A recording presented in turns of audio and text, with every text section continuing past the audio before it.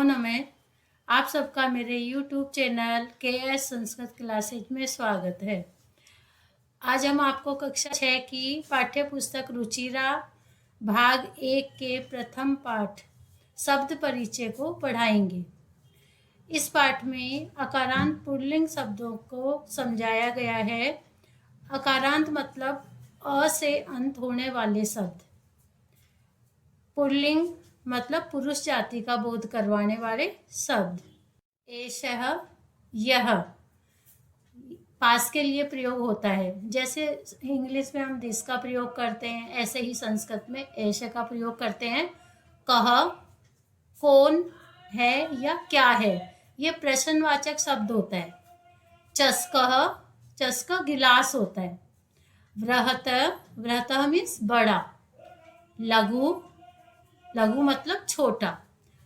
अब इसकी मीनिंग समझाएंगे। एषः क, यह क्या है। एषः चस्कः, यह गिलास है। किम एषः वृतः, क्या यह बड़ा है। वृत मीन्स बड़ा।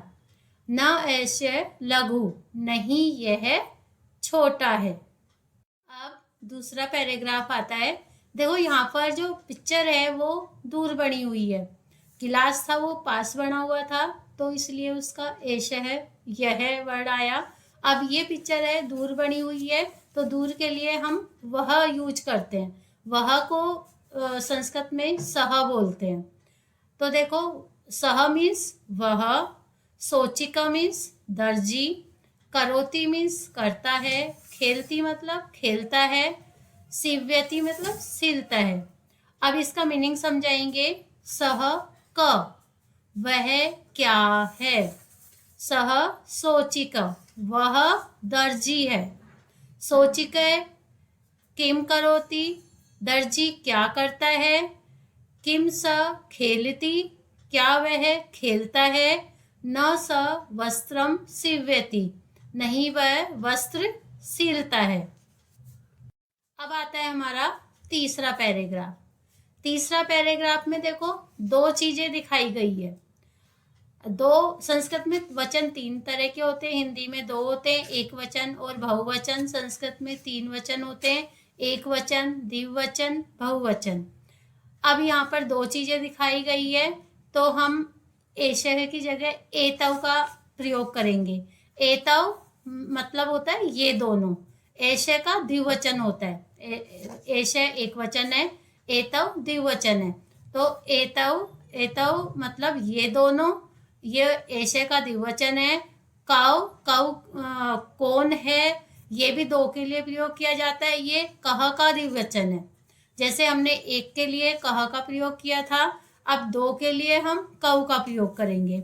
सुनकौ, दो कुत्ते। गर्जते हैं, गरजते हैं।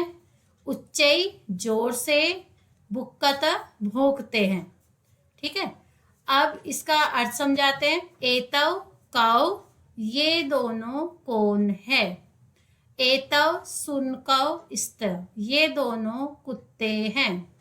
किम एतव गर्जते, क्या ये दोनों गरजते हैं।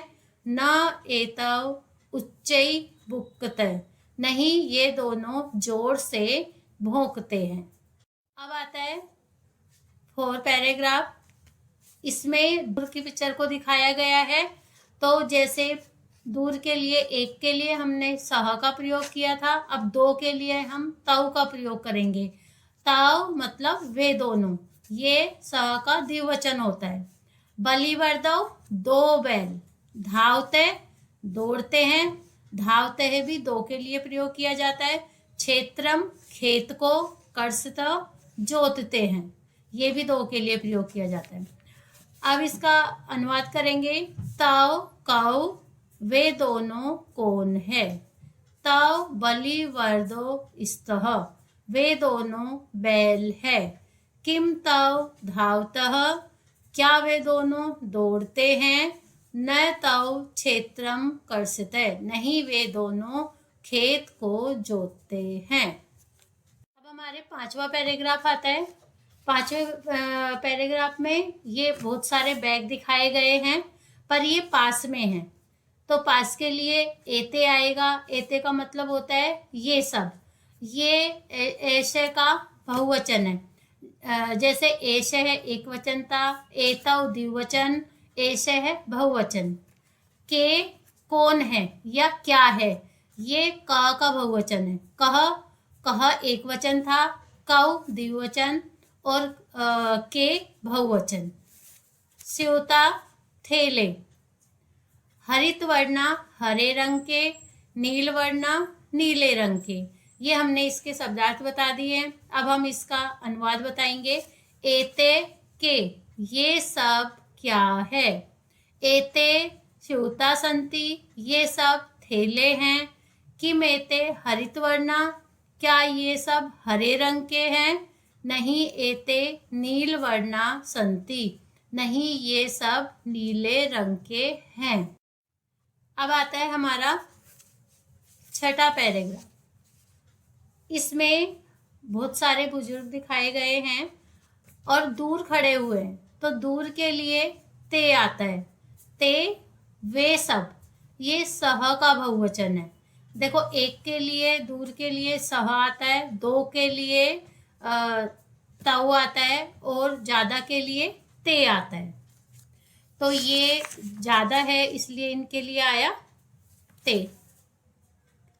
ते वे सब, ये सह का बहुवचन है। वृद्धा बूढ़े, गायंती गा रहे हैं, हसंती हंस रहे हैं। देखो गायंती और हसंती भी बहुवचन है, ठीक है। इसका एक वचन गायती आएगा, द्विवचन गायता आएगा, बहुवचन में गायंती हो गया। ऐसे ही हसंती एक वचन, हस्ती द्विवचन, हस्तः और बहुवचन में हसंती हो जाता है। अब इसका अनुवाद बताएंगे। ते के वे सब कौन है। ते वृद्धा संति वे सब बूढ़े हैं। किम ते गायंती क्या वे सब गा रहे हैं। न ही ते हसंती नहीं वे सब हंस रहे हैं।